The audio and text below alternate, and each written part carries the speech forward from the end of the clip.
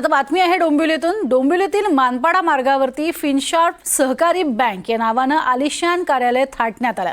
कमीत कमी कागदपत्र, किमान व्याजदरामध्ये कर्ज, पारदर्शक व्यवहार आणि पुढील 2 वर्ष ठेवींवरती 12.5% व्याज अशी आकर्षक जाहिरातही करण्यात आली।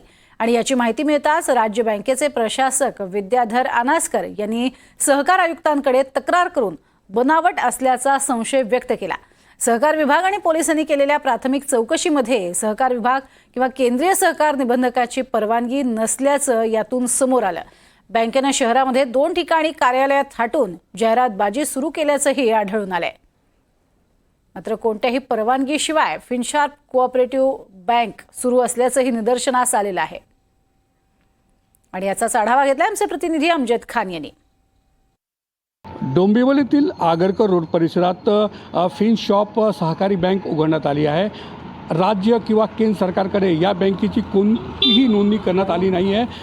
राज्य बँकेचे प्रशासक आहेत विद्याधर अनासकर यांनी या बँकेसंदर्भात संशय व्यक्त करत सहकार आयुक्त आणि ठाणे पोलीस आयुक्ताकडे तक्रार केली आहे। त्यांचा असा स्पष्ट म्हणणे आहे की या बँकेत संचालक मंडळ नाही आहे, फक्त 4 सदस्य आहे।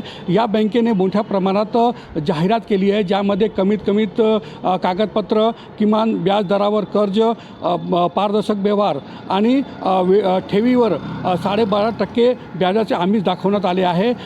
या बँकेसंदर्भातली तक्रार केल्यानंतर असा दावा आहे की उपनिबंधक कार्यालयात जेव्हा या प्रकरणाची चौकशी सुरू झाली, प्राथमिकदृष्ट्या या बँकेची कुठेही नोंदणी नाही आहे। या प्रकरणाची पुढील सुनावणी सहकार आयुक्तांकडे 14 तारखेला होणार आहे। मात्र या प्रकरणामुळे एकच खळबळ उडाली आहे, कारण की टोरेस कंपनीच्या गैरव्यवहार हा समोर आला आहे आणि त्यानंतर डोंबिवलीत जो सुशिक्षित लोकांचा शहर आहे त्या शहरात अशी एक बँक सुरू होणार आहे। या संदर्भात माहिती समोर आल्यानंतर एकच खळबळ उडाली आहे। डोंबिवलीहून अमजद खान, NDTV मराठी।